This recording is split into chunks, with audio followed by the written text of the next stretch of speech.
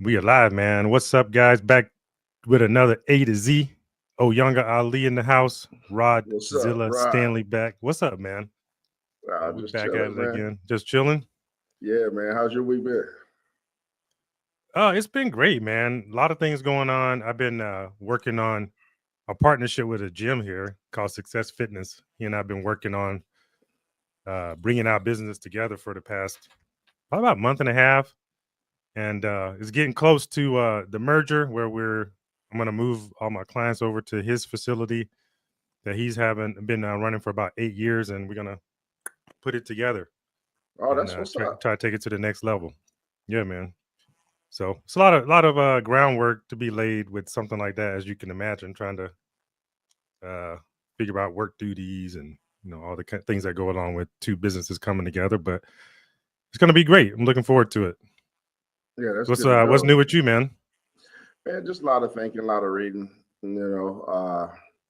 Trying to figure out lot of different things.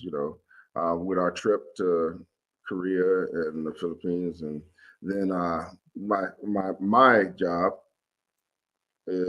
We had a guy that got promoted, which I'm so happy that he got promoted. But now, because I'm a full time, but I work part time, and I had the deal set up How'd you to pull that where, off? oh man, it was You get God. full So time pay or what? yeah, All right. and benefits, and Okay.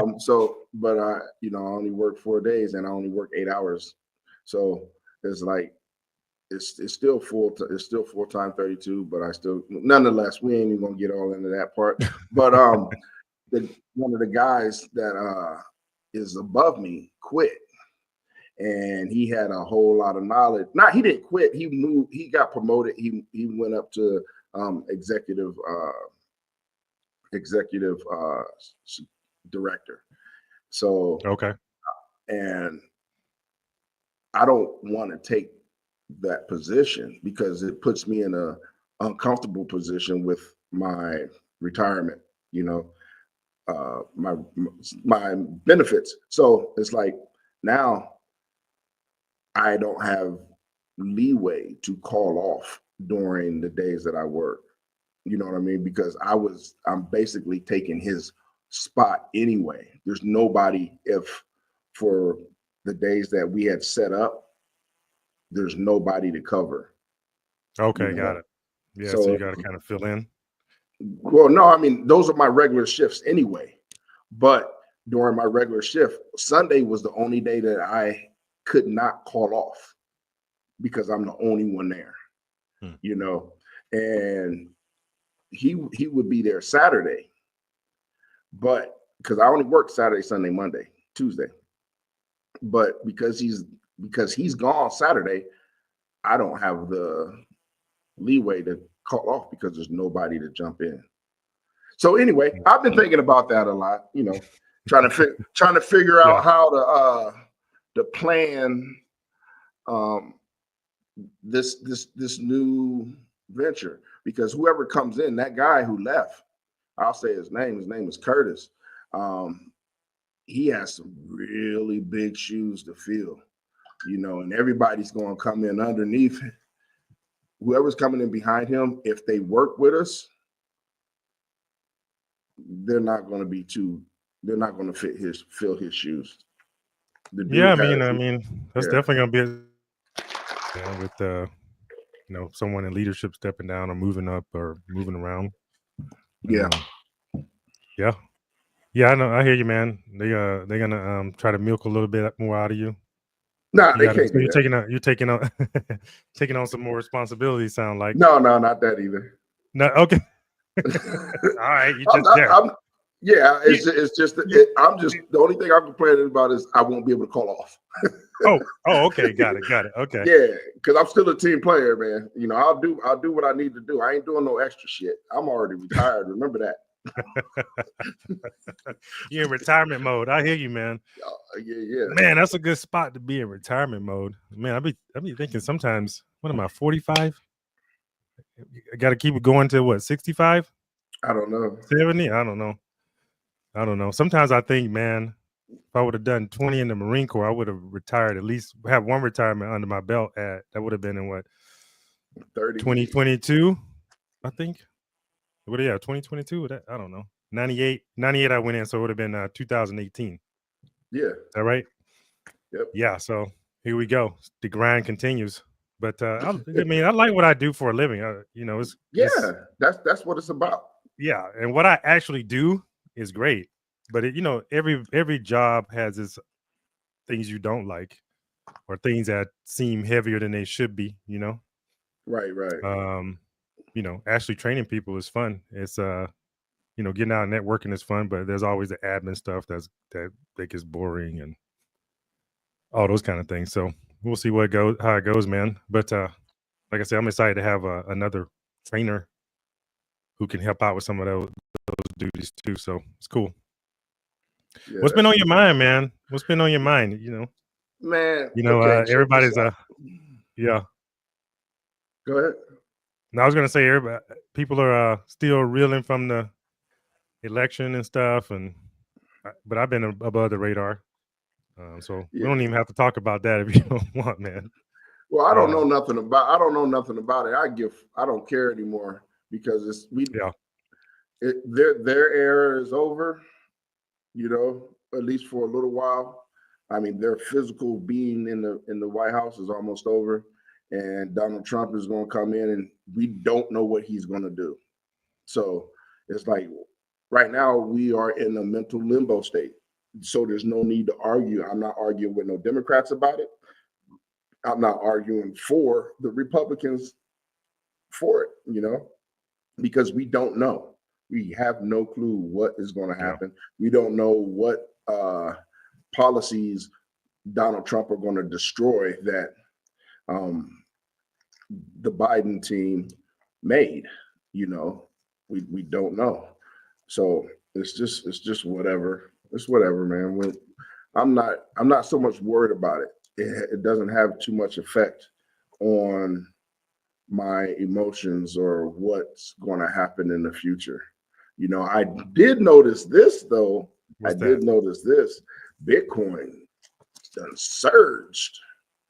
Oh, it's been going like crazy, right? Yeah, I've been watching my portfolio move up a little bit. It's nice. Me too. And I think, and it looks like it ain't gonna do nothing but keep moving up. Now, you're the professional on that, so you might see some droppage, or you might know that there might drop a little bit and then go back up or whatever. But if it drops any bit, I'm buying some more stuff immediately. But because I did make a mistake. I had home trading. What?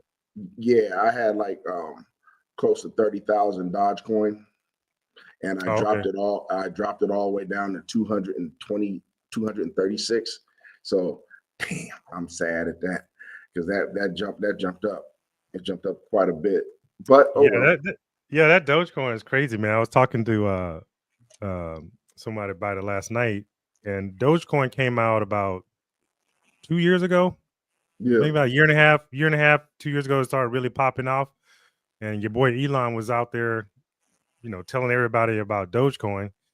Yeah. And isn't it funny that he's now what is it? Department of Government Efficiency, Doge, that he's going to be the head of that. And I was like, man, go buy some coin real quick then. Maybe it just shows how many steps ahead they be. Things are planned. You know what I mean? Yeah.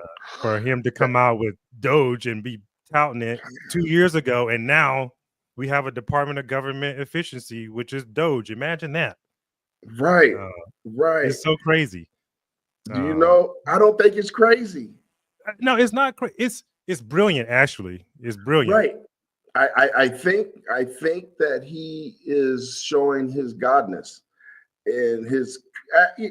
I'll explain because that look was like, what the hell are you talking about? but what I'm meaning is, okay, me and you done already had a conversation about what perfection is, right?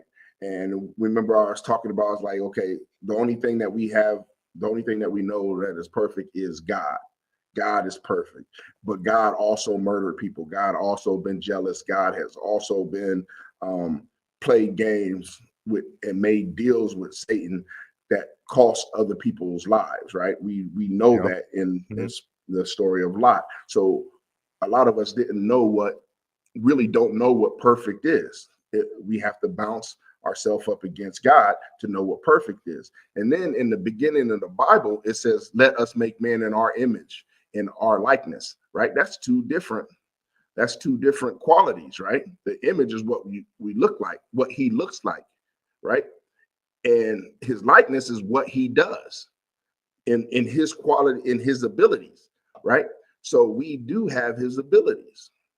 No matter how bad people say, we are not like God. We're not God's.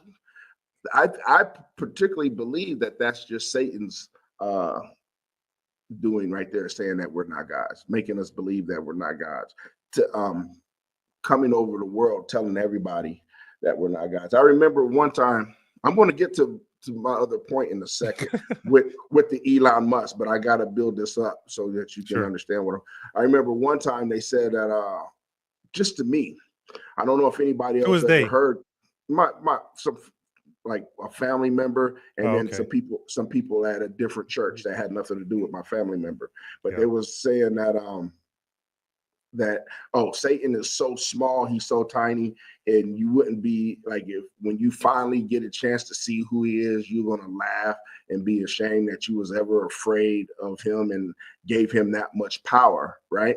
And I was thinking, I was like, wait a minute, hold on. Satan is a cherubim, the strongest angels. There's only three of them, right? There's three archangels in the Bible. Seraphim, cherubim, and is that what you're talking about? Yeah, the cherubim angels, right? And Satan was one, the most powerful angels that they were created. So Satan's not small. Satan is stronger than supposedly what our flesh is. You know what I mean? If he's a cherubim, right? Because the cherubim is supposed to be protector, and he took 1/3 of his people, came down here to earth to run the earth, right? Because he is the king of this world. So yeah, there's a lot of stuff that's going on that makes us not realize that we are connected to each other and that we are connected to God, literally connected to God, because Jesus came down here and said that he is God's son. We are his, Jesus said that we are his brothers and sisters, right? Also said that we are God's children. So that makes us little gods. But here's a way to prove it. This is what I was thinking about, right? So I'm running this past you. You go ahead and digest it and then spit something out to tell me if I'm wrong or not, right? Or what you think about this. Yeah, it's just a different viewpoint, I guess. Yeah. Right, because it doesn't go against the Bible. It's just a different view on this. Now, God is omnipotent, omniscient, and omnipresent, right? And a lot of people don't think that we can be omnipotent, omniscient, and omnipresent. I think that we are. I think we have that quality. This is how I think we have that quality. We do spend a lot of time trying to or thinking about our past, right? A lot of people think about their past, like, oh man, I wish I would have did this. I wish I would have did that. So they're thinking about the past. We already know that we were in the past. We were in our past from birth to now. So all of that time we are present in the past, right? But we can't do anything to change it, which a lot of people, I think people don't understand that part, just the past part, is something that we really shouldn't be thinking about, because it does not build our future. But now dealing with the and that's part of omnipresence, being in all places at the same time, right? Now, Hmm. if and I'm saying this from a little level, just a small level. We don't have an I don't have enough practice to be on a big level, but on a small level, right? Like a baby level, a baby trying to run in the Olympics. You see what I'm saying? So that's how low I'm talking about, a crawling baby. So the point is, when you plan something, you're putting yourself out 5 years, 3 days, 10 days. You're putting yourself out into the future because you done planned something into the future, right? So you're putting yourself there. And I don't know if everybody uses this tool, but when you put yourself into the future on your own specific plan, you work back from there. You build it backwards. So you're already in the future, you're building it backwards, and then you're taking the action or faith that that's going to come true. Your future is going to come true, and you do everything right now to make that future come true, right? So now that's part of being omnipresence. You're in all places. You're in your future. I mean, you're in your past, you're in your present, and you're in your future all at the same time because you have a plan, you have a pathway to get there. Omniscience, all that. Now this is a little Omniscience. bit Yeah, go for omniscience. it. Yeah, Oh, this is a little bit different, but it's still explainable on the baby level. All right, on a small level. When you're in the future, when you do plan, right? And stuff starts happening and you're going through your plan, you're already going through your plan, you kind of already know what's going to happen next week inside of your plan. You know what I mean? Inside of your plan, you already know I got this meeting, I got that meeting. 2 months from now, we're going to meet with this director and that director of this company, right? 3 years from now, hopefully this and this is going to happen. You know what I mean? It depending on how long your plan is. So that gives you that within within your planning, that gives you that omniscience because you know everything that's going to happen. If something does jump in, you have the ability to change it. You know what I mean? You can change it because you can't change the past. You done already went there. So you already know everything that happened in the past. That's your omniscience from there. In your presence, you can see everything that's happening right there in your presence, right? In the future, you can see things that could be blocks and move them out the way right now. You know what I mean? Like, oh, wait a minute, just something small. I got high blood pressure, right? In order for me to get all the way down here to, I want myself to be better before the end of this plan, whatever the plan is, even if it's to build a building or to build a business, and that's your deadline date, right? I'm smoking cigarettes. I need to get this mountain out the way right now. You know, it'll be bad if I'm smoking cigarettes then because my health will be declined to this level. So we have the ability to change that. That's that all knowing. Well, that's omnipotence, but it's still knowing about different things that are going to happen in front of you, right? And in your past. Not so much like the car coming in and crashing into this person and crashing into that person, and now you know what I mean? Not that type of, but on a small baby level, we do have that ability. If we start, okay, now there you go. The omnipotent, right? That's having the ability to be all powerful, right? That comes at the same time, but it comes later with practice. Because once you start doing something, you become better at it, right? You become better at it. And like I said, you can see with the omnipresence, you can see with the omnipotent, you know what I'm trying to say, omniscient, omniscience. yeah, omniscience. Yeah. That there are going to be things that come into your way. You can see that there could be problems that they're not problems right now, but they could be problems later because you're looking at your plan like, oh, I don't have this. I need this for that, right? The omnipotence is like, okay, let me fix this. So by the time I get there, we can already have it, and it's not a problem. That's that all powerful, and that's like I'm saying on a smaller level. If we are doing this constantly, how much better of it will we be if we're doing this not just on the small level of one line? I'm doing this just for my business. What if we are doing this? I'm doing this for my business. I'm doing this for my health. I'm doing this for my recreation. I'm doing this for my wife. I'm doing this for my children. I mean, like, you just throwing out planners everywhere. I'm planning for everything, for a lot of different lines. You can see more. You have, and the more you do it, the more power you're getting, because you can still see more. We're getting more proficient at telling the future, being able to have yourself into the future as the likeness of God, the power that He has given us. Now, I'm just saying, anybody who listens to this who has ever planned anything, they have been able to catch some things, especially if they stayed with their plan. They have been able to catch some things before it happened. They have been able to tell also the future of their company, of their business, of their plan.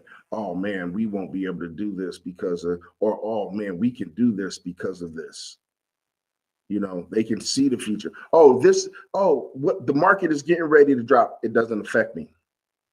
You can see the future in your timeline, because that, just because this market drop doesn't mean it's going to affect me. Right. Somebody who can't have that vision of their own plan might hear that and be like, oh my gosh, Donald Trump is the president. It's going to mess me up, when that has nothing to do with their life or their plan. Let me change that. Their plan. Donald Trump's election may not have anything to do with any part of a person's life other than that's a new president. You know what I mean? Yeah. So go ahead, spit at me. Bro, you said, I don't know. You said so much, bro. I don't even know where to start, to be quite honest. Yeah, I mean, I think you're right, though, in terms of, that is exactly what realizing your creative power or God power is just that ability that we have to create. And it's just like that. Like you said, it starts with the mental. I think we talked last week about the first law of the Kabbalion was that the universe is mental. So, and we were saying that one of the things that were left out of the Bible is that the God thought within himself or to create. So it first starts with that thought, and that thought is sparked from, your desire, your intention, or whatever that is, and that creates the vision. Without a vision, the people perish. And that having that vision is not obviously not your two eyes, it's a mental vision, or some would call it a third eye, or being able to see the future. Is that kind of vision, and latching onto that and staying focused on that in the midst of everything is the goal here. Because if you're going to be a creator, you got to lock into that vision. And, whether Donald Trump gets elected, whether the economy is crashing, no matter what's going on, to be in your creative power, you have to lock into a frequency. And locking into a frequency is what attracts whatever it is you're trying to create. And it's simple. It's as simple as saying, I'm sure you've seen some people who, like, let's say someone who's determined to make it in professional sports. They lock in, they do the work day to day. People are saying, oh, you ain't gonna make it. It's too hard. This and that. You should stop. You should give up. You're too short. You too this. But as long as you're locked in, and sometimes it takes a little bit of, I don't know, people will call it luck, but it's really not that. It's the universe. And I think recognizing that frequency and then matching your life up with it. But it's all based on the intent and level of emotional energy that you put into it. Yeah. So it's all of those things coming together, because it's the emotional intensity that creates a frequency and a vibration, and everything is based upon that, because it's about attracting. And that's why a lot of people will say,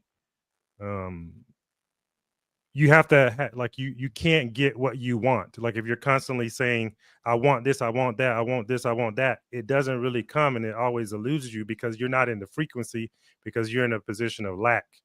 So it's the people who Right.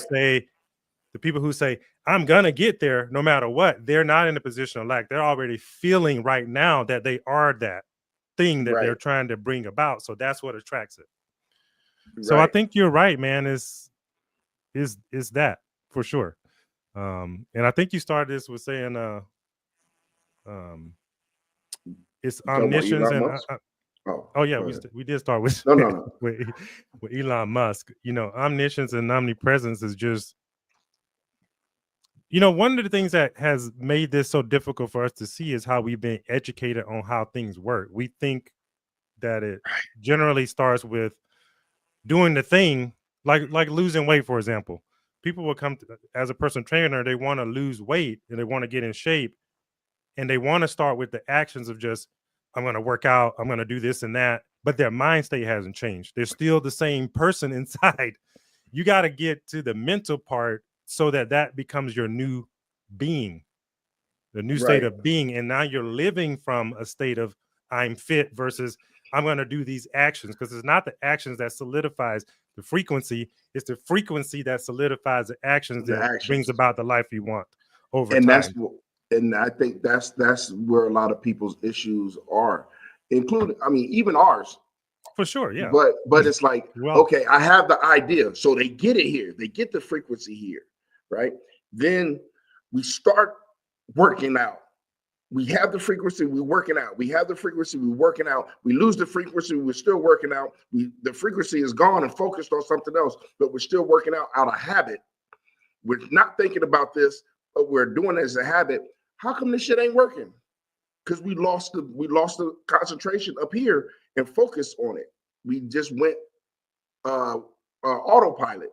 Autopilot doesn't always necessarily work. You have to have the frequency, the focus, so that you can understand where you're going, so you can continue to create the path in front of you. yeah. That's the part of the creation. And we, like you said, we have been taught so many different ways, and I believe almost all the ways are wrong.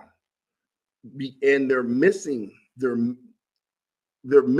a lot of key factors, and they're coming from people who don't want us to necessarily succeed and ignite our power. For the most part, when it comes from the secular government, or when it comes from the,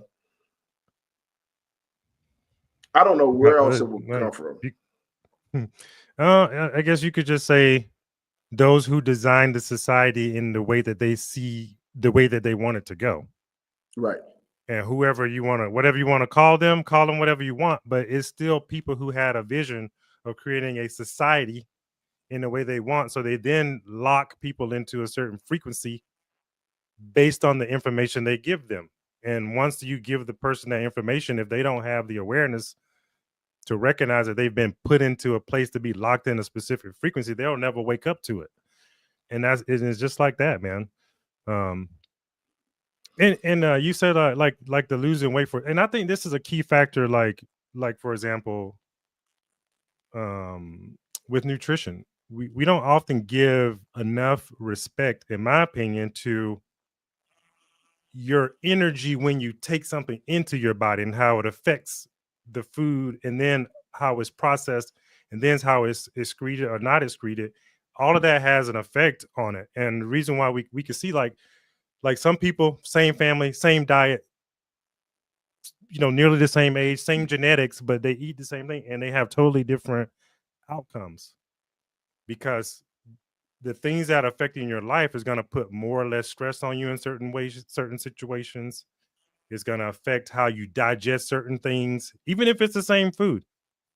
And that's going to affect the outcome that you get. And sometimes people eat the same foods, some gain weight, some lose weight, some die of a heart attack, some don't. Some smoke and live to 100, some smoke and die at 45 of lung cancer from the same genetic pool sometimes. And it's all these outside factors, I think, that have a large influence on how things play out.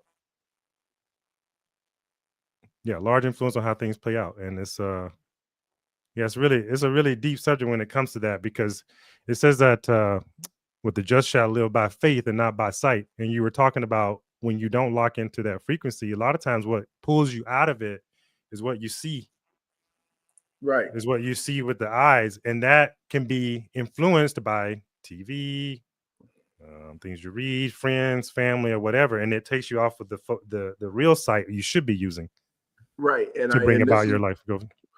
I know a lot of people do stuff for habit, right?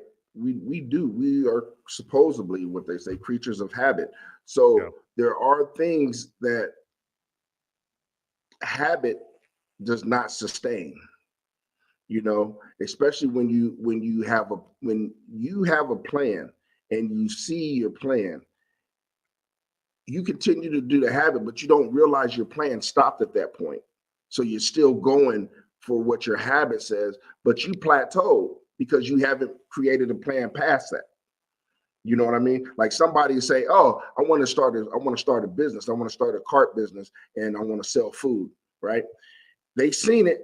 They going to work. They're doing the paperwork. They're doing everything. They're an entrepreneur, and then they stop at the cart. Now it becomes habit. They're not growing. They didn't see themselves in a restaurant now. Some people see themselves, I got a cart, now let me go ahead and get me a mobile truck. And then they created another plan from the cart. Now they got a mobile truck. I want this to be inside of a building. I'll keep my mobile truck, but I want this to be inside a building. But they have that plan, they have that seed. They didn't get stuck in the habit. Getting stuck in the habit, their vision went someplace else. You know, their ideas. It's like, okay, I'm in this habit. I got this moving. It's not going to grow because you're not creating plans for the future in growing that specific thing. Like me, I'll use me. When I was trying to get my bench press up, I was like, I'm going to use this program right here to get my bench press up. So I started getting it up. I was like, yeah. And I didn't think about getting it any higher from where I was. So everything that I was doing had me plateaued at this one bench press level, right? And I didn't add any extra, back exercise. I didn't add anything else that would actually increase my bench press because I wasn't focused on getting higher than what I have already gotten. You know, that's what I'm saying. We get into the habit of, yeah, I'm doing it. This is good. And while I'm doing it, wait a minute, what's that over there? I want to go climb a mountain, or I want to do some swimming, or I want to go do this. But I'm going to continue to go to the gym every day because that's what I do. I go to the gym. Right? That's me. I go to the gym. But I'm only at this level. I'm not changing anything. My focus isn't on anything greater than what I have already accomplished. So are you saying that we need to always strive for something more, or always be planning for something more? No, what I'm saying is a lot of people don't see their plateaus. When we plan and we want to see the future, I'm talking about that omnipresent aspect of it. We stop being omnipresent when we stop pushing the future of this thing. You see what I mean? Like in this path line, once I get here, if I'm not pushing further, if I'm not putting another me into the future of this line, my omnipresence in this line is done. Because I'm not getting big. I don't have any more plans. I'm just here, But I might have a plan over here with my family. That I can still have my omnipresence because it's something who we are. We don't never lose it. We probably just don't use it enough to recognize it. Just like some people will pray for things, right? And they get it, but they don't remember that they prayed for it. It's like I prayed for this, or they get it and be like, this is cool, but I don't want this because they didn't move someplace else. They lost their focus on what their prayer was. So when they got it, they weren't able to grow it into what they really wanted it for. Why do we want anything, bro? Why do we want anything? Because we are creators. We are creators. We are.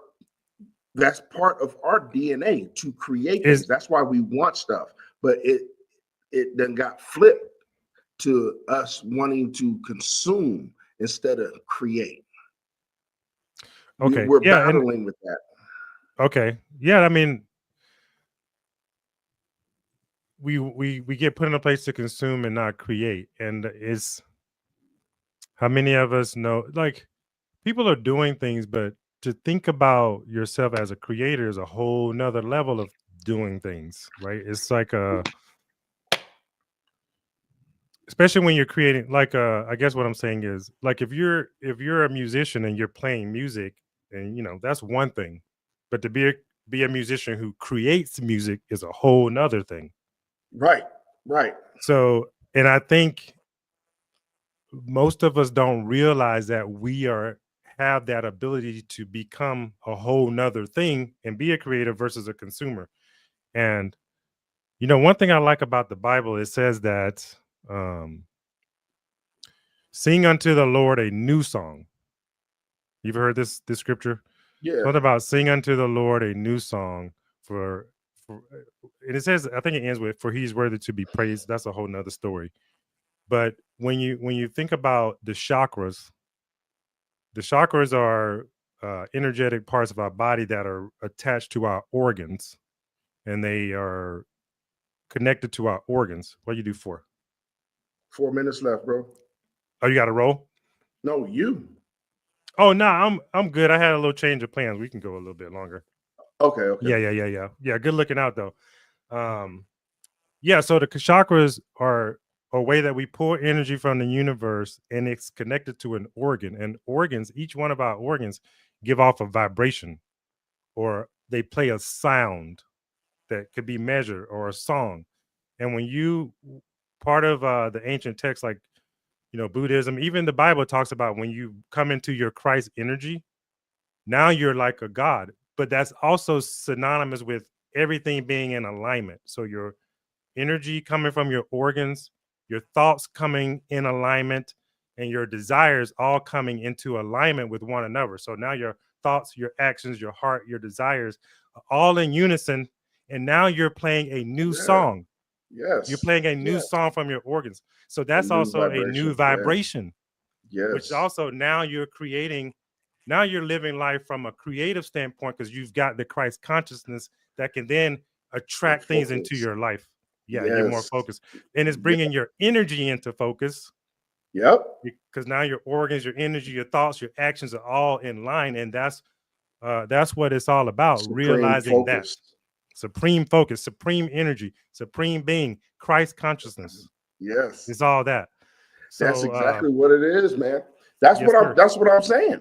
And we need practice at it, because it is rough when we have that choice, and the lower choice is to consume. That's the lowest choice. It doesn't take any energy to consume. It takes energy to stay focused. It takes energy to think. It takes energy to plan. It takes energy to do everything that you just said, to get your chakras in line. It takes energy to get the focus. All of those things are work. All of those things are something that is constant. It's not and it's visible. Go ahead. What I was going to say go for it. You finish. I got what I'm saying. I'll write it down. Okay. It's visible. If you look across the world, that we don't have that strong focus, because we would be able to see it in the masses. Would be able to see a lot more creators out there, true creators. Yeah, exactly. And we talked about earlier about those who are seeking to control the environment or the world, or whatever you want to call it, are putting out enough distractions, which takes your energy every other place but where it should be, which is you getting in alignment, which doesn't allow you to create that. So that's what all the distractions are for. Right. If you're constantly thinking of here and that and back and forth, you're never going to come to unison with yourself. Right. You're never going to figure out what your desires are from within, like the God of the like the gods who thought within himself and his own desires to create. If you got everyone else's desires telling you to do this, wear this, go there, buy that, you're never going to really come to what it is that you want and what makes you happy. And it brings me to the point that we have been taught about working, but work was brought about as a punishment, remember? Yeah. So we should be not thinking about it as work, but fun. And the reason why I say that is because, I mean, hell, who wants to go to work? But if you can have fun, if you can go for it. I would change it. I'm gonna have to. I kind of agree with you, but there's one thing that kind of threw me off a little bit. We were made here to work. We were made. God brought us here to work and till the ground and do all kinds of other stuff, right? According to the Bible. But at the same time, we really don't want to work like that. We don't want the manual labor. Who wants to go do that? We want to work on something that is ours. And that's what I'm trying to say. We would work on something that is ours, but we don't have a lot of people. Some people don't have the ability, the strength, the stamina to stay on their own focus because of the distractions. Sure. Unlike what we was talking about, Elon Musk and the Dogecoin, he stayed on focus. He's seen something. So he continued to create it. Now he's part of that czar. You know what I mean? Yeah, I get that. And what I was going to say about work, and you made me think of another point, is most of the things that we see in our reality, the definitions have been switched so that it plays a trick on the mind. Yeah. And the ancient texts talk about the coming here. We were put here to do the great work. The great work is when you come to self-actualization and self-realization. And when you do the great work, which is self-actualization again, now the other things are not as, it's not seen as work because now you're using your gifts. And I think the Bible says it is your gifts that's going to make your way in the world. And when you come and you become a true creator, it's that gift that you give to the world that helps you survive. And that doesn't seem like work. You hear it all the time that you hear all the time people say, you playing basketball 8 hours a day. That is not work to me. It's fun. Or why are you writing books all day long and 5 hours a day you're writing books? That's not work to me. That's fun. Me as a personal trainer. Yeah. Me as a personal trainer. Yes. That's not work because you're doing that out of your own desire, which makes it more fun. Now, when we talk about work, like going to damn Verizon, whatever, or T-Mobile or whatever kind of crazy, for someone else, that's not your own desire and your own creation. That's work. That's a different kind of work. That work drains you. But when I go and train people all day, I could train people for 6 hours a day. That energizes me. So that's the difference. Yeah. There's work. Yeah. There's work that energizes you, and there's work that drains you. And when you do it from the great work from within yourself and your own desires, that gives you energy. Yeah. So that would be my delineation between work and work. Right. And I'll give you another example of that. When I go, I got better you than somebody else, right? So when I go shooting, I have to set everything up myself. I think it's fun. I don't think setting everything else up is fun, but I want to shoot, so it doesn't bother me one bit to do that hard work. It's like, okay, you want to come shoot with me? I got this, I got that, I got this. And it's like, and some people are like, well, why don't you get lighter targets? There's lighter targets out there. I was like, yeah, there are. There's so much lighter targets, but this is what I got. Let's go. I'll set it up. You ain't got to do shit. Let's go shooting. You know what I mean? Yep. So yeah, I do. So it is that great work. For it. The great work, man. It's the great work. And that's what all the distractions are designed to do, is stop you from doing the great work. They'll have you working all day until you're 80 and then you just die. But that ain't the great work. That's not the Right. great work that would have it's kind of like I did a video a few weeks ago about get fit or die trying. It was kind of piggybacking off of what 50 Cent said in his album Get Rich or Die Trying. And the point is locking into the frequency of whatever it is you want to create and just continue doing that until you pass away, because the alternative is you get pulled out and now you're still not happy. So you got to find something that makes you happy and brings you joy and lock into that and just continue doing that from the state of now, from the state of realizing, oh yeah, I'm on the path now and I'm going to stay on the path. Because once you get there, like you said earlier, let's say I'm trying to lose 10 pounds. Once I lose 10 pounds, that's not the end. I got to maintain losing the 10 pounds if I want to stay in this quote unquote state of whatever I was trying to create. And that's a whole nother energy. So it's not really the destination like we always hear, it's the journey. And the journey is being locked into the frequency and staying on that until. And that's the goal, because everything is trying to pull you out from that. Because once you go, go for it. Once you go ahead and say your thing, because I'm gonna keep this one. I would just say on man, just locking into whatever it is that brings you desire and quote unquote, I guess happiness, but happiness is an emotion that comes and goes. So it's not really a destination emotion, I should say. Probably more joy. Probably more joy. Did you change destination to emotion? I said it's not a destination emotion, like an emotion that you should be seeking. Like I'm trying to get happy, because you can be happy and sad, and you will experience both. So you shouldn't be seeking an eternal state of happiness, is what I'm saying. We got to clean the thought up now. Then go ahead. The reason why I'm saying that is because when I said earlier, what you're saying makes sense. It makes sense, and I'm in agreement with it. But there's a part that is in conflict. So when we're talking about when I said habit, remember when I was talking about habit? Like you try to get here, you're working out, and then all of a sudden you hit a plateau. So you're not putting any future plans, right? Yep. On that, you're stuck there. You're in a habit. I understand that you said, well, you're working now to maintain. You're on a different energy.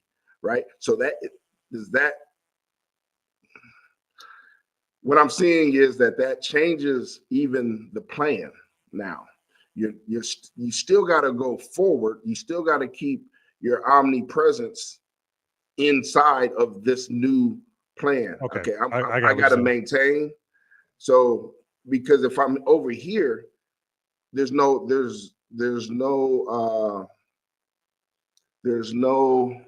it's habit. There's no give you what you're saying anymore. Yeah. Okay. Does that make sense? So if I do scoot over to maintain, what is my further goal? What keeps me in omnipresence? It's kind of like this. Having a mature enough goal, right? Like a real adult goal, right? If you think about a lifespan of 80 years, let's say you're 30. The average lifespan is 75, 80 years old. Is your lifelong goal really just to lose 10 pounds, or is it to remain healthy as long as you can?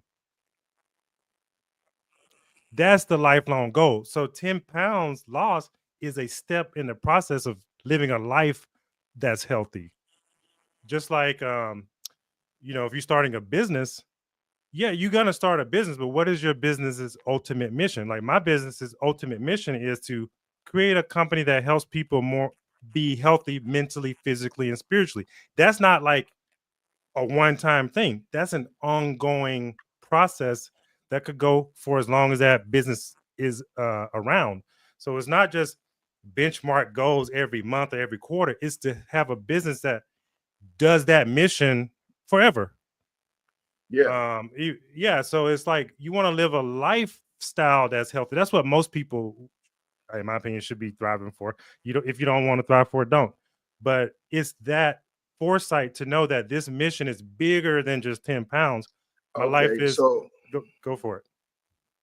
So the omnipresence will allow for that to work because your focus will say, okay, wait a minute, I done already lost this 10 pounds.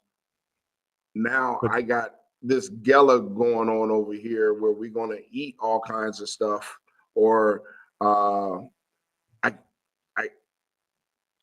or whatever. We're gonna go to some retreat, or these people want me to start doing this other exercise, or want me to start doing karate or jujitsu, or oh, my buddy wants to ride BMX bikes, or even car, something that moves your focus from being healthy to over here. That's not really so much not health anymore. But if I have that omnipresence and I'm in the future of this, I can say, okay, this is, I can still go ride. I can still go ride the bike, because that is still part of me being healthy. I can still go to this gala where they're gonna eat all kinds of bad food all the time, but I, you still got you can still have a sense of focus, sure, yeah, without it being habit, because habits can get distracted. yes, and that's And part that's of what you like, said. I think that's what you said. yeah, and I think it's like everyone has varying degrees of what they can tolerate in terms of outside influence and stress. Sometimes and it's like this, like let's say some people just, if they're an alcoholic, they just can't do alcohol at all because it's going to completely take them out of frequency and they're going to be derailed and it's going to be a problem. Other people can have a drink and it's all good. Tomorrow they right back on their health plan. So you have to individualize what you can handle as a stress and what's not going to influence you or take you off your path. That's why it's all so individual. And then also, like, being in the moment will allow you, especially if you have a high level of consciousness and you're not being pulled emotionally, and you can see the bigger picture from a higher view. You can see, okay, well, if I have this, I don't know, let's just say cake, I still have my bigger vision in mind. It's not going to derail me, but in the moment I'm experiencing joy with my friends and my family and I'm having fun because I'm going to allow that to influence me right now versus being locked, because you can be too locked in. You could be too locked in where it's a problem in terms of like overdoing it, because every time you go too far one way, there's going to be a swing back the other way. um, so you have to remain as locked in as possible, but also be aware that you could do this thing like water, like Bruce Lee says, be like water. And the whole thing is to kind of go with the flow in a sense, knowing that you have the end goal in mind and build it backwards, like you said, but also is still going with the flow throughout the day to day in the present moment. You're So right. we have to be able to fluctuate between both. And that's what a God would do, fluctuate between all of those things. Because a God isn't all good, he isn't all bad, it wouldn't be constantly destroying everything or constantly creating everything. It's all of those things in seasons. All of those things in seasons. So it's being that, and that's what some of these texts would call it, like ride, yeah, just basically riding the wave. Like you don't know what life is gonna bring, but in the moment you can react in a higher consciousness manner based on where you are as a person at that time. Some people, See, yeah, go for it. I think that when we do focus and we do start practicing more, Hmm. start understanding the omnipresence, our ability to be omnipresent, that we won't be as liquid, because we will be able to predict more stuff. I think if a child did started doing this as a younger person, by the time like maybe 12, 13, 14, if they had already started and they started planning, we, we taught them. By the time they got 18, 19, they would be able to forcefully with their imagination, with their omnipresence, with them seeing things from their future part of it. You know what I mean? Because people are feeding them information everywhere. Their line to their goal will be so strong they would be able to feel different vibrations attacking different areas of their plan. You know what I mean? Because they already put it out there. Once you put it out there, it's a lie. It's a Yeah. lie. Like, you know, just like fishing, they put that line isn't connected. I mean, it's connected to them, but it's way out there in the water. They can feel that fish. You know what I mean? They can feel that fish tugging on that line. And if a fish comes by and bumps the line without even grabbing the hook, if it just bumps the line, the bobber moves down a little bit, you know? So once we get practice, we will be able to be more, okay, that's up there. Now we ain't even going to deal with that. Move that trash out the way. Because remember, in the Bible, if you have faith like a mustard seed, you can move mountains. Mm-hmm. That part is still part of omnipresence. Sure. And omnipotence and omniscience. It is that part that I think with practice of focusing. Yeah. Omniscience being what, all knowing. Omniscience is all knowing. And yes. And I think just like we think perfection, we take killing and murder and joking and anger and jealousy, we take that out of being perfect. I think we added too much to all knowing. I think all knowing, at least on our scale, is knowing our path. I don't have to know your path. You know what I mean? Some people are like, well, all knowing, God is all knowing. God knows everything. Everything. Well, God created all of us. We are all on God's path. But I'm not on your path. I didn't create you. You know what I mean? I didn't create this other person. And as a child, we all have free will. So you see what I mean? So it's not the all knowing is I know everything in my path. I know what's going to come up. Now that's with practice. That's with practice of planning, constantly planning, and being successful in your plans. You know what I mean? Being able to have that. Now, when I'm saying the full focus, I'm talking about that full focus that you said earlier, with the chakras being in line, the vibrations being in line, the intuition, the thought, the everything being in line on focus on that point. That's when I believe once we have the practice to where we can maintain that, the maintenance of that focus, of that intensity, of that feeling, then we will have that ability to totally stop anything from stopping us. Anything.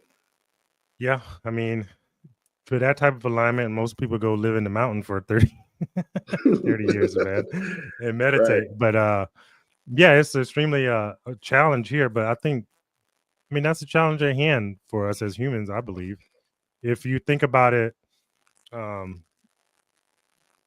like when we leave here and we leave this body and we leave it all behind and we go someplace, I've come to understand, this is just my truth, that we go to the place where everything is unified. This place here is, everything is unified and more instantaneous in terms of creating it. I believe so that. If you think about the body that we're in now is a governor. It's like the chakras themselves and the nadis, they govern the amount of energy that you could take in. So with wearing a governor is like a training ground. We're here in a university.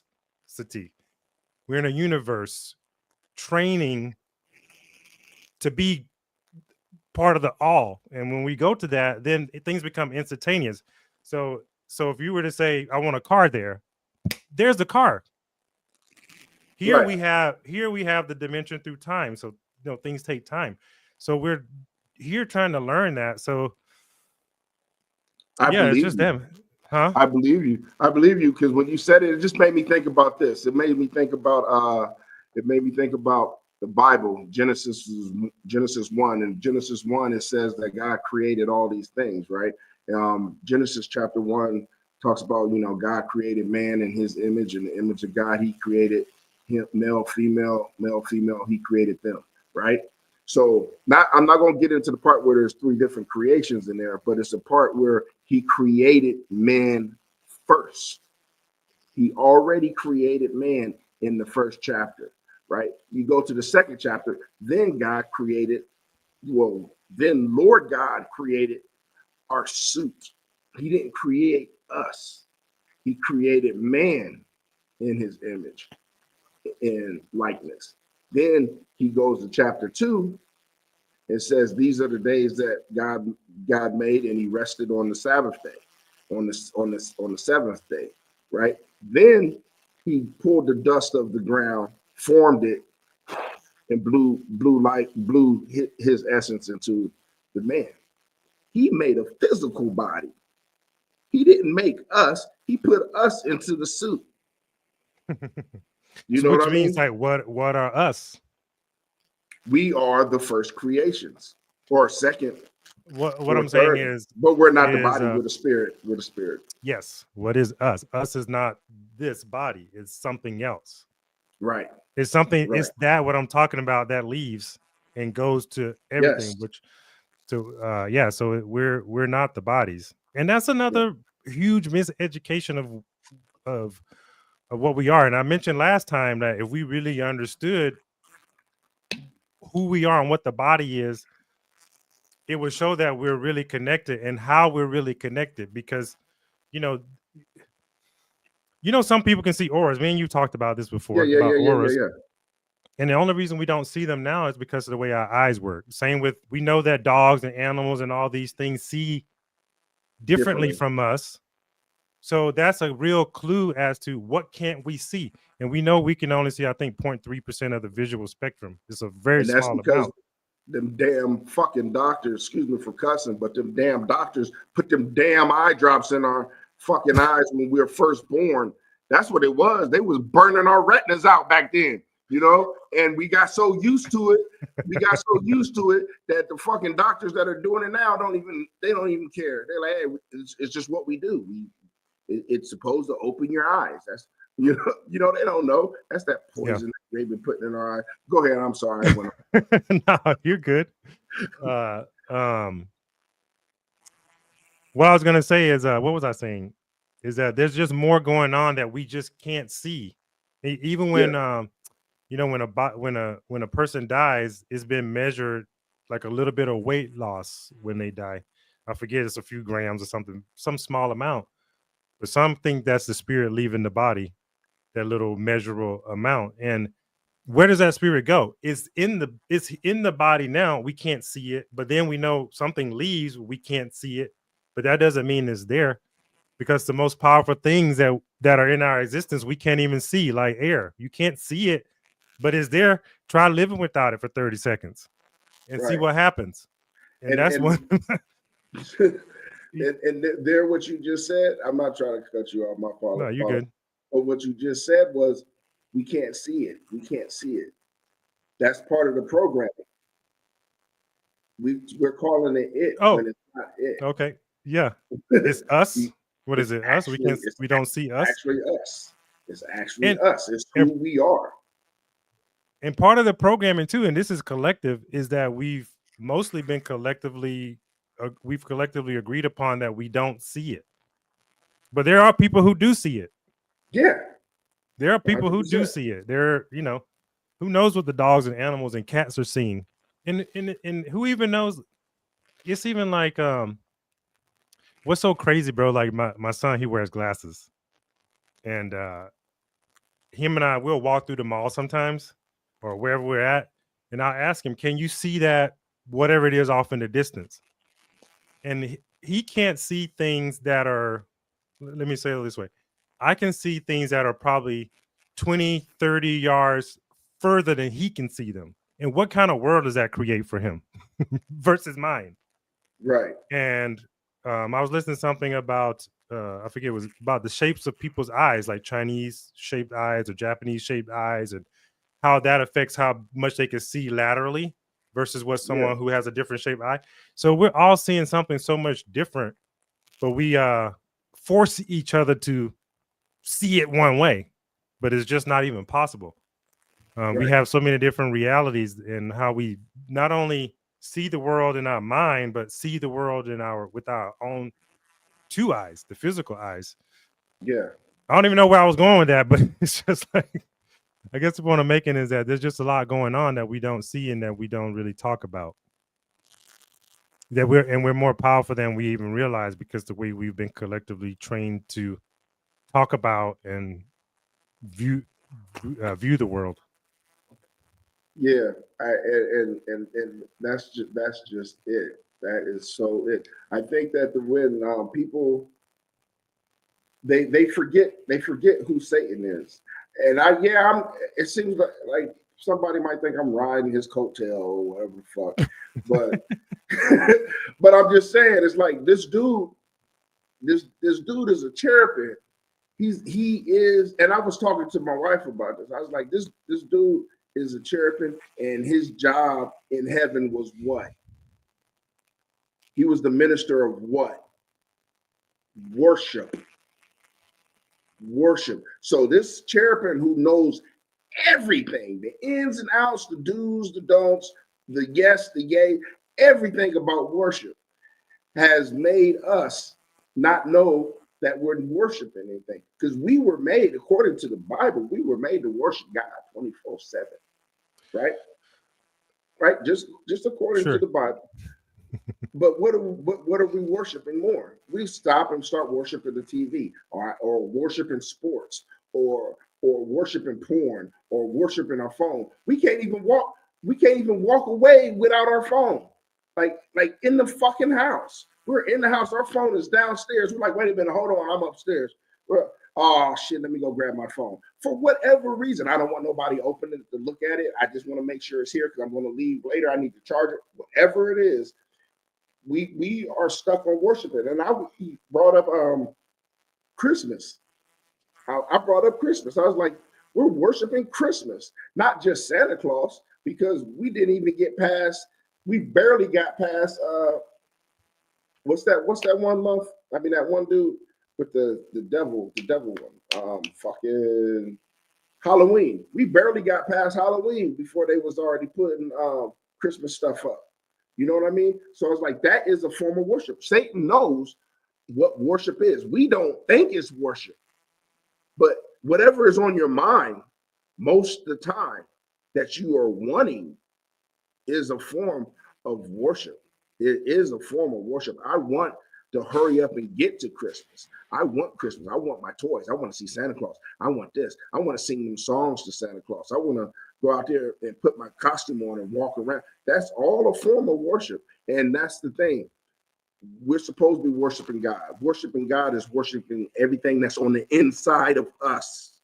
Everything who we are. And on the inside is who? Us. This isn't us.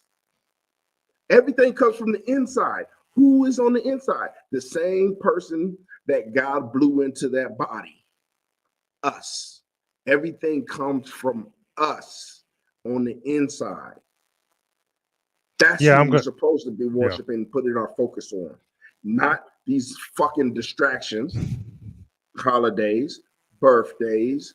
I mean, it's okay to share a birthday love. Hey, baby, here's a gift. Here's this. But when you become the greatest birthday gift giver, who are they worshiping? They're worshiping that day. They're not worshiping themselves. They're worshiping God. They're worshiping something else. It is a form of worship. And we just don't have that ability to understand because we haven't done it. And this motherfucker up here, Satan, is the fucking king of worship. He has Well, got yeah, us I mean, tricked. you I'm sorry if I'm yelling. no, you're good, bro. I mean, you think that you hit the nail on the head. I mean, they said what Satan is the prince of the power of the air, which means that he's ruling this System. this system, this world, whatever you want to call it. And I personally think that every energy has an opposing energy, which means if you think God or the Most High, the Creator, I prefer the Creator, has an other side of it, that would be Satan.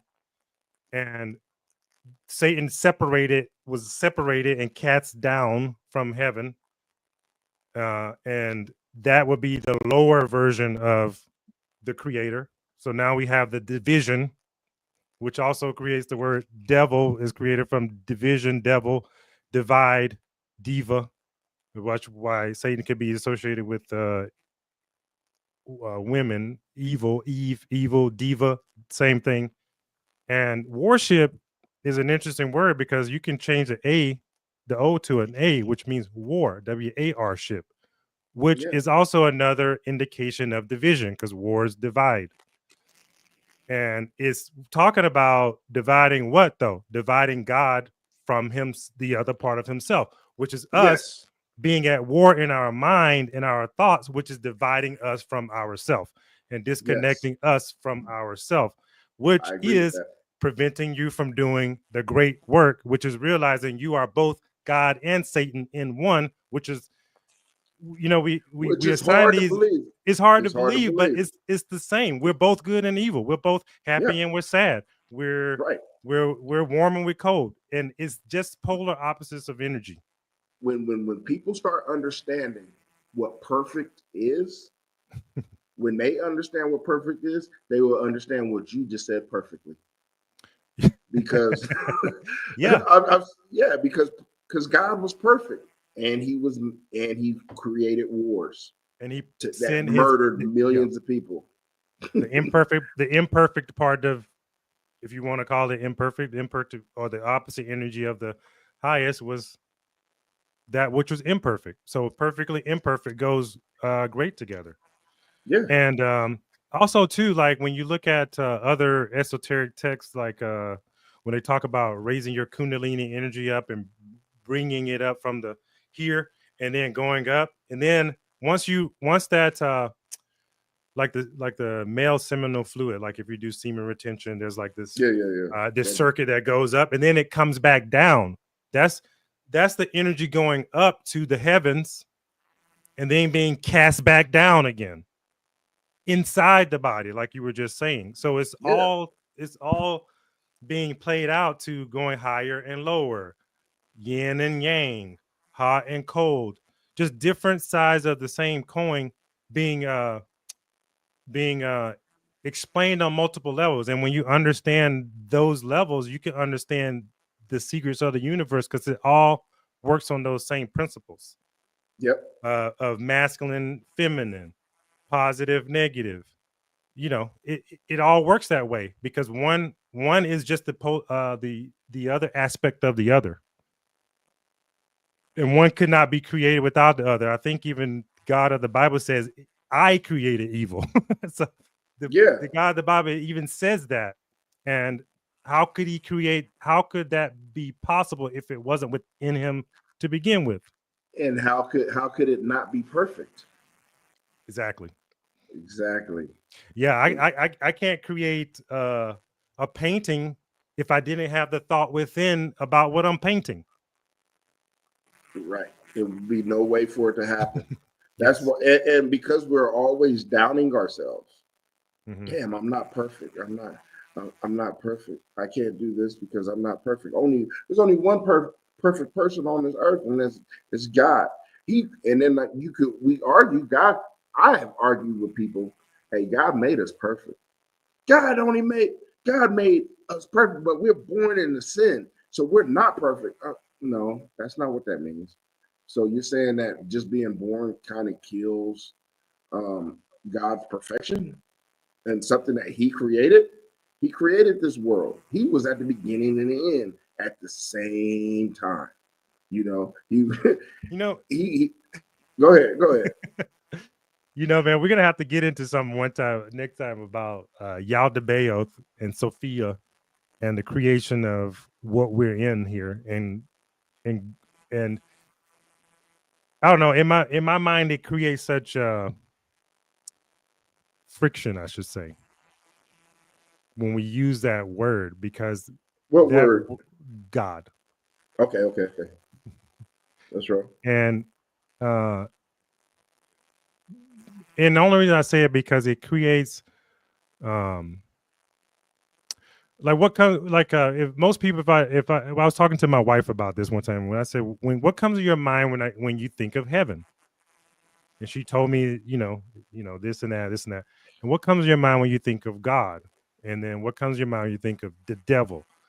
And I think these are such loaded terms because they've been filled with so much societal oh no, this is just my hang up. So much like for example, if you say God, most people think, well, that's a dude. But is it? Is it a dude? Look, That's a question. listen. Well, it's not. I would say this: spirits are neither male nor female. Mm-hmm. They're spirits. Angels are neither male or female. So, and I think angels were created first, right? They just look in our perception in the Bible. They look like men because somewhere down here we said men are stronger. So let's go ahead and do that. And women are supposed to be our helpmate. So if Well, they're our helpmate, then everything that's masculine is man, and God is masculine. So God has got to be a man. right, and also In Christianity, the level of where a human soul is when we think of it as God and devil, it almost puts in the mind you that you could be overpowered by the devil. But I do believe this Bible says something about these angels and demons would tremble at your feet if you make it to this Christ consciousness like they did for you. So in a sense, they are scared of humans rising to the level of awareness that I'm more powerful than you, Satan. bro. Oh yeah, You know what I mean? yeah, yeah.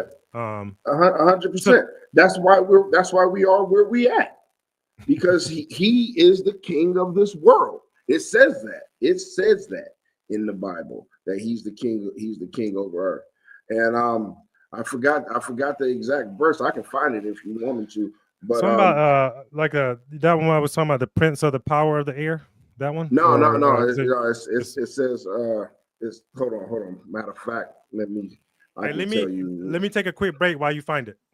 Okay. All right, cool. You do your thing. I'll read it if you can hear it. Where is it at? Where is it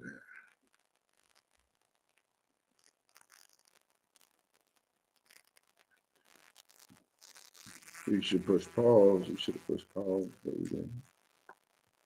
All right, for everybody else, when he comes back, it's Second Corinthians chapter 4, verses 3 and 4. All right. Second Corinthians chapter 4, verses 3 and 4.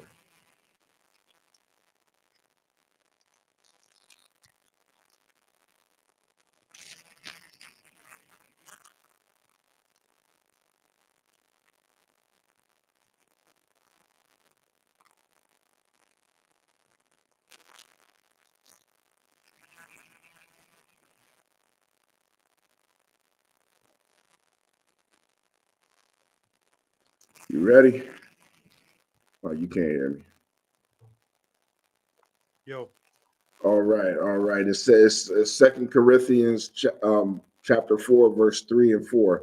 It's chapter 3 starting right now. Verse 3. And even if our gospel is veiled, it is veiled to those who are perishing. In their case, the God of this world has blinded the minds of the unbelievers to keep them from seeing the light of the gospel of the glory of Christ, who is the image of God. So it says the God of this world. That's who Satan is. And there He has that power. And if you look at every single thing, even our school systems, like I'm saying, the school systems take the I out of us. We don't have I.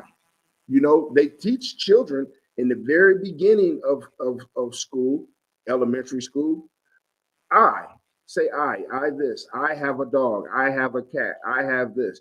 You have this. You do this. Then once you get to third and fourth grade, there's no more I. You can't say I no more. You don't own anything. You have to say you said this. This other person did this. This other person did this. I do like cheese. Little dumb shit. You can't have an I thought. And as you get further and further, you can't have an original thought. Like a lot of the stuff here, if we was to write about it, do you know what somebody would say? Oh, you're plagiarizing. I haven't read this shit nowhere. I haven't read my form of thought nowhere. I haven't even seen it on anything other than how we converse. But guess what they would say? You don't have an original thought. You got to find where somebody else said that, or there's some sort of plagiarism going on. You have to find somebody else to back your thoughts. You don't have, I mean, especially if it's in school, right? If it's in school, you have to have works cited. You have to. You cannot have an original thought by yourself. And then right now, it's like, I think they're pushing more for peer reviewed works. Peer review. I don't want my peer to review me. I want somebody that's scholarly to review me. You know what I mean? That's what I want to read. I want to read some scholarly work. Somebody who didn't learn about it, not a motherfucker that think exactly like me. You know, Well, or I mean, you know. So I mean, it's like they're making it even smaller, taking all the power away from us. You can't name your son God. You can't name your daughter God. You can't name in America. Can you name your son Jesus? No, you can't. You can't name your son Jesus. Like certain places, wherever they think God is, you can't. Now, if you're Mexican, you can name him Jesus, right? You can name your child Jesus. you can't legally name your child Jesus in America? Is that what you're saying? Yeah, you can legally, but unless you're Mexican. Oh, okay. I didn't know that. I mean, because they have Jesus. Yeah, there's like certain things that we're just not able to do. You can't name your son Jesus Christ. You just can't. Well, I mean, we have to be like, what does it say? One of the other names for Lucifer I'm sorry, Satan is Lucifer, which means the light bearer, right? Because he brought light, also being representative of knowledge. But you can name your child Peter, the Rock. Yeah. You know what I mean? But why can't you? There's so many different things that Satan has done to destroy us and our connection to God. So are you? Who is Satan then? Like, who is Satan? Satan is the person who got destroyed. Now the part like if you're saying humans are God, who is Satan? Right. Satan is the opposite. And now, wait a minute. Hold on. Let me get, because there was a part that I did this. I kind of disagreed with you, so we can pull that out now. And I don't think we're going to fix it. I'm just going to give you my idea. All good. All right. So this is what I believe. I do believe that God he already knew Satan was going to do what Satan was going to do. Because God put his evil, he put his evilness into Satan, right? Because God was evil. I mean, God had evil thoughts. He had good thoughts. And God said, okay, check this out. This is what I'm going to do. I'm going to let you be the polar opposite. You're gonna possess this when I create you. You're going to possess this, and you're going to possess this, and you're going to possess this, and y'all going to be my cherubims, right? Because that one, David, is war, right? He's the warring angel. Then you have one cherubim that is like that one that is the message giver, right? So when he did that, God still has both of every single thing. He's one end of the spectrum to the other end. That's what allowed him to go ahead and defeat Satan. right? But when he did that, Satan still came down and said, I'm going to take you, like your little precious creations down here, I'm going to separate them from you. They're not going to know that they are you, because I am who he is, right? And God was like, well, do what you got to do. He made another bet, just like he made with freaking Lot. Not Lot. What's that dude? Job. Job. Thank you. He made a deal with them. So we're in the same boat, but at the same time, we can. Hey, Nalia, love you, girl. We're in this. I just think that God is who he is. Satan is down here, and Satan is here to separate us. Like you said, and this is where I'm going, because I do agree with you when you said that we're here and we're basically being held to a certain level to practice until we leave from this realm and go to the next. When we leave from here and go to the next, I don't know. That's how I understood it. You may not have been saying it that way, but I think Satan is the big tester, the teacher of this realm. Okay, let me go ahead and put some pressure on you.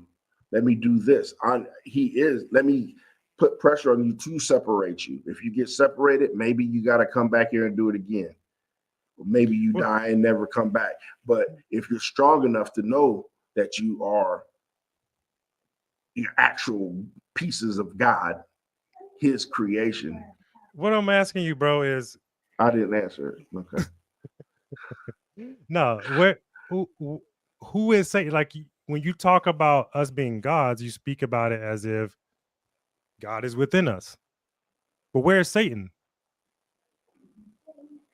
Satan is he's still spirit, but he's not in physical body. Okay, well, let me ask you another way. If God created evil, we've already agreed, and God, yes. That means God is also evil. Yes. And then God breathed himself or itself into us, then where's Satan? Mm-hmm.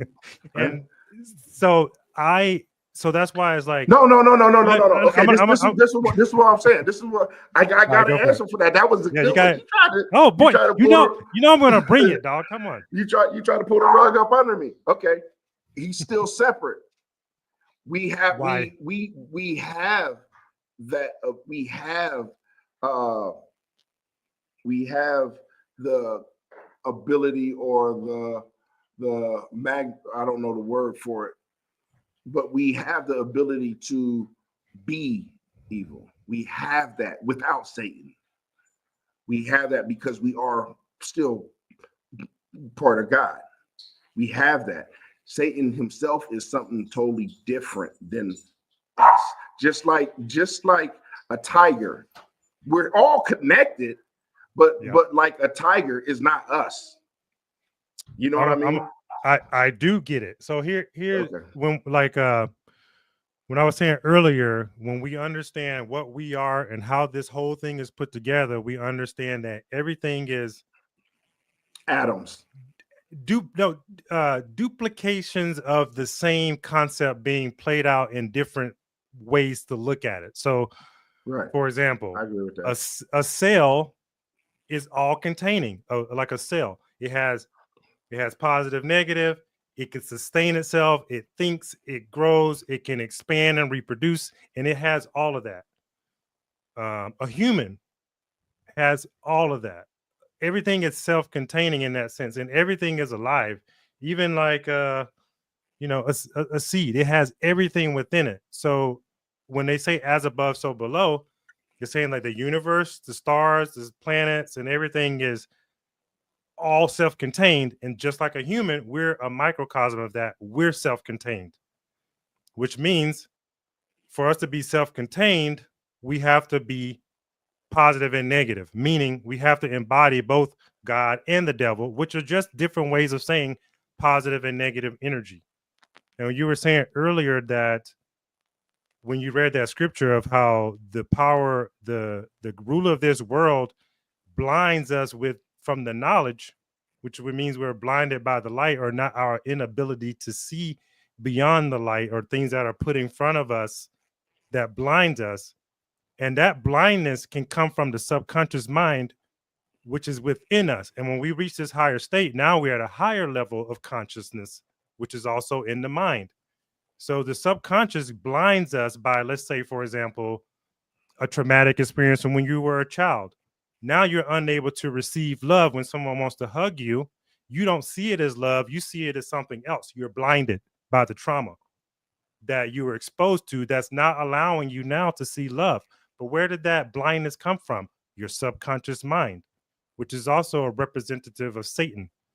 And when Jesus died on the cross, he went down to the grave and got those keys from Satan, which is representative of going down to the depths of himself. If we do that on the individual level, to the depths of ourselves, and taking back that key or control, and basically the blindness, because now we realize who we really are, which is higher levels of consciousness.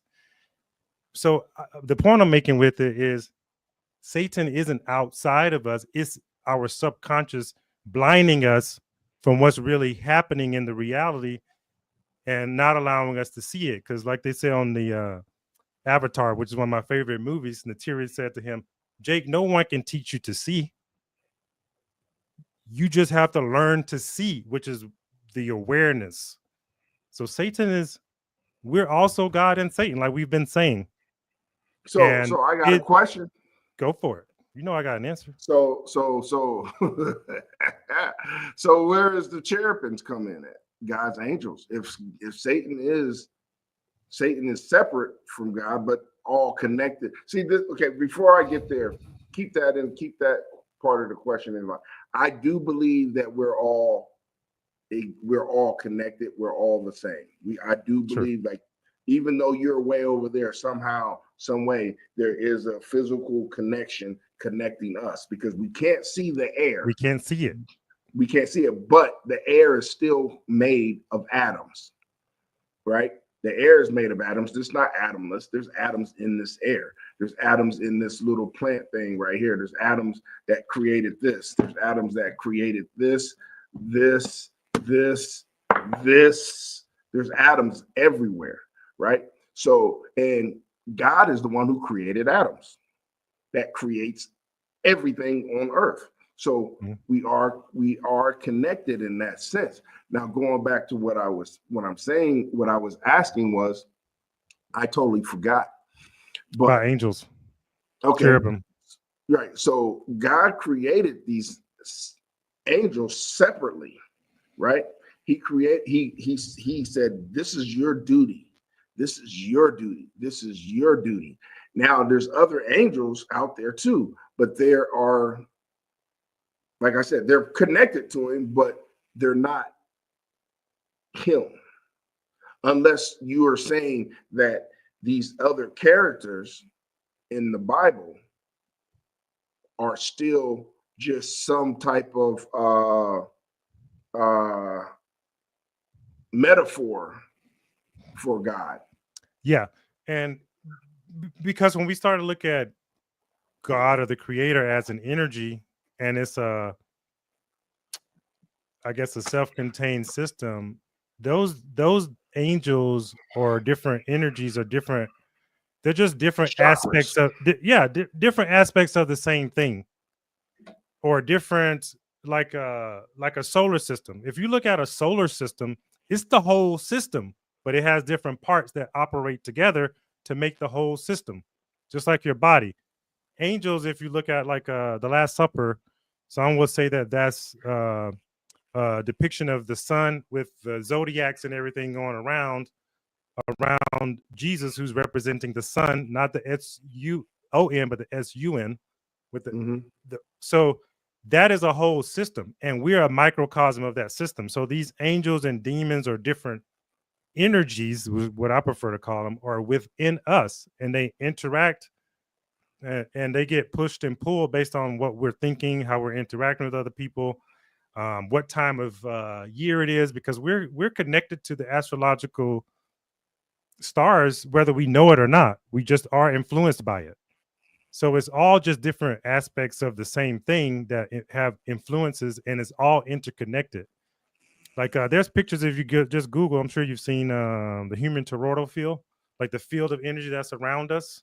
Yeah. That field is connected to Earth. When things come down from Earth and we stand on the ground and we ground, we're transferring energy from the sky and the heavens through our body to the ground, and and emitting literal toxins from our body, because we're connected. And that's how it all works. Like, we're literally connected to Earth in that way. We just can't visually see how it works.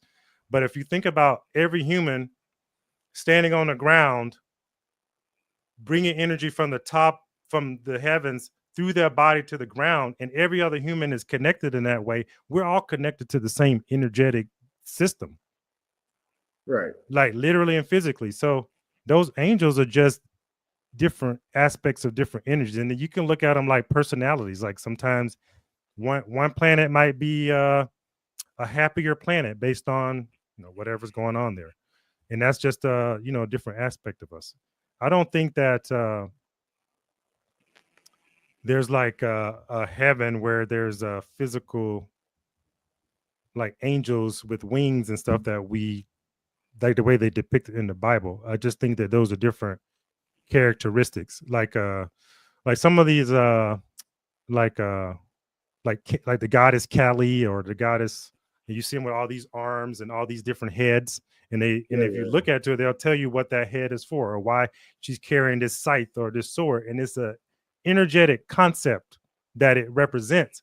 But it's not saying that they physically have that, or there's a physical being like that. These are the attributes assigned to that energy. You know what I mean? So I think it works more like that. The reason why the Hindus have so many different gods, because they have labeled each energy. So they were very aware of the energies. Yeah, and then also too, if you think about a primitive human who wasn't reading, and but was more connected to how things felt around them, and you were trying to explain it, and then there's a thunderstorm. Oh, let's call that Zeus or Thor. Let's just call it that, but it's really talking about the energy of the thunderstorm, and we've personified it all to a person or a physical being. But it's really these things were really just put in place to describe what was happening in their surroundings, without really having something written down that told you, hey, call that thing the devil.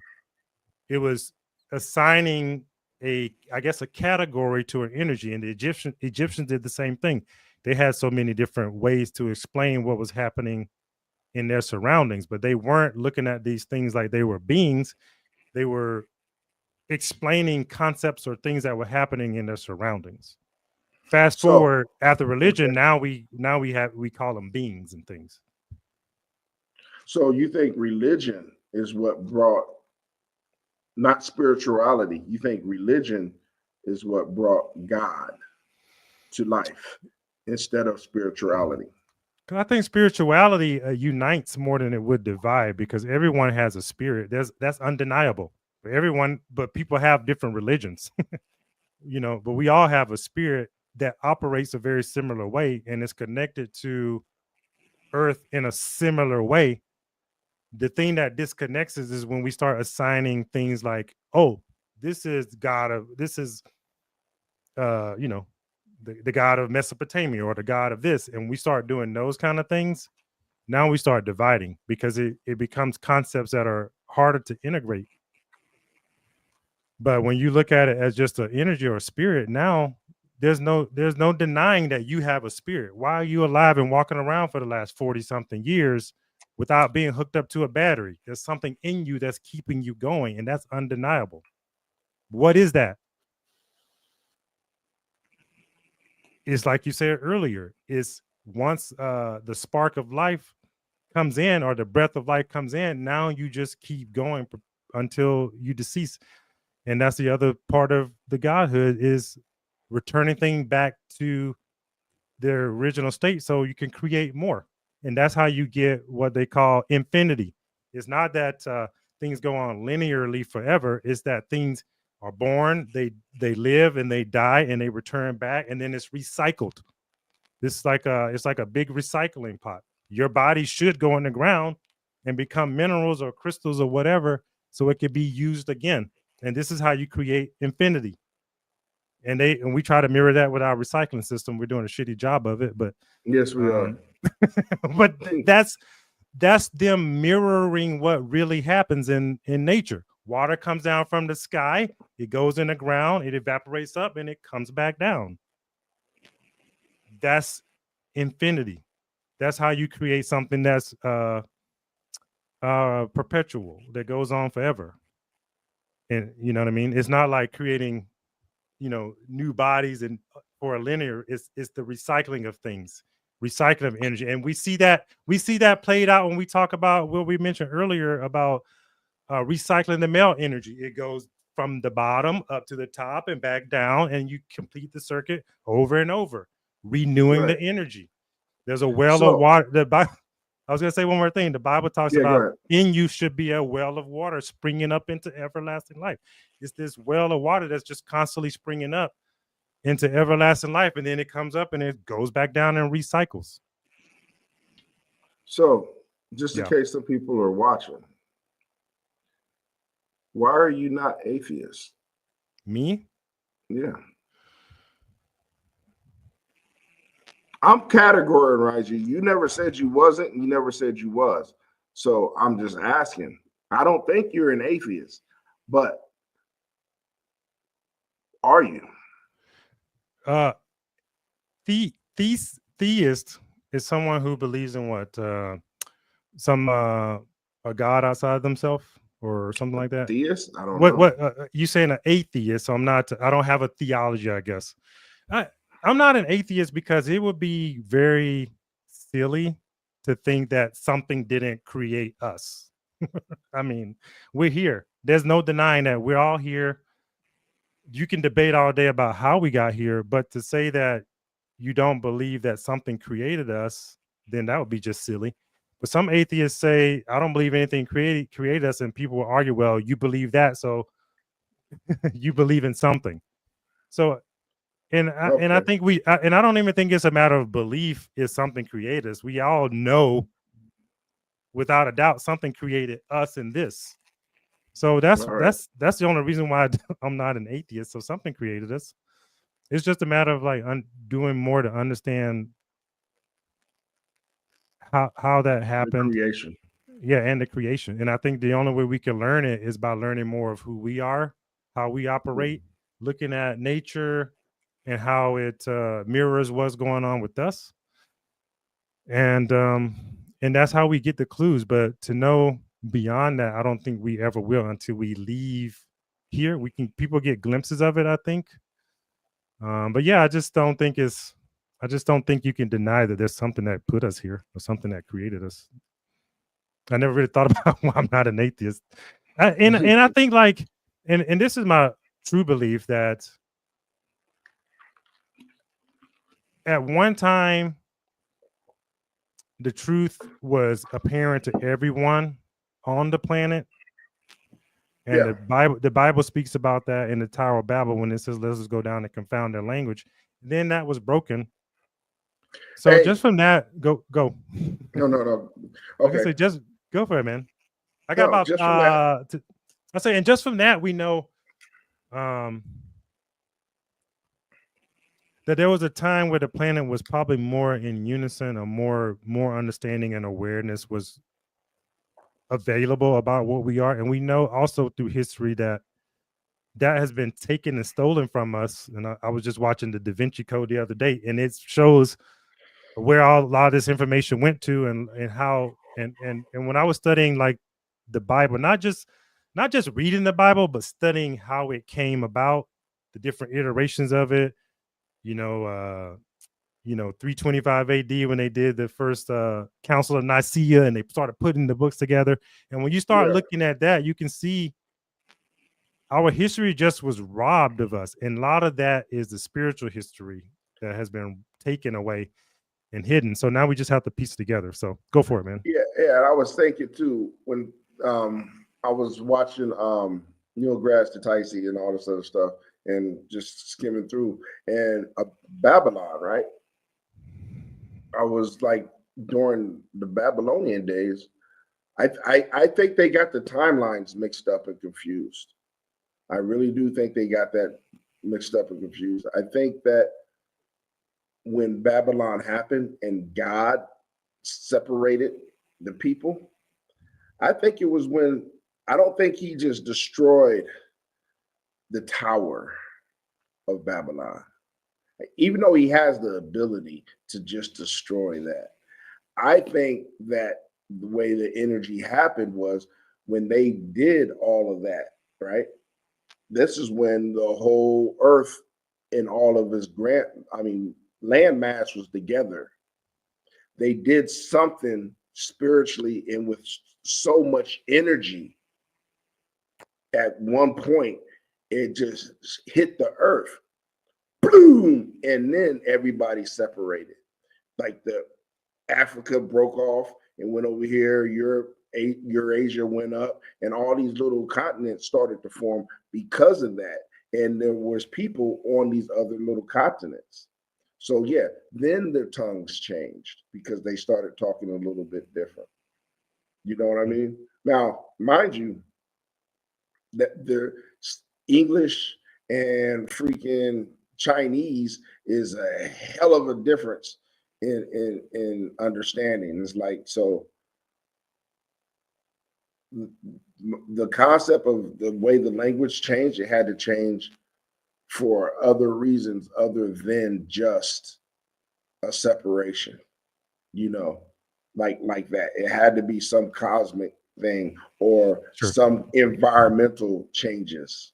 Yeah, and yeah, absolutely. And I think we also have to think about communication on another level that goes beyond just using your mouth, like energetic communication, telepathy, the ability to read thoughts, the ability to sense where things are, and to be able to communicate in a way that's different from how we do now. Like even like the language English, it can be described as a language that comes mostly from here.